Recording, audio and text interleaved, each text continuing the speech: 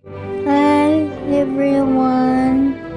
Nandiyan po kami kanina sa Philippine International Convention Center dahil dyan po ginanap ang aming Recognition Rights 2020.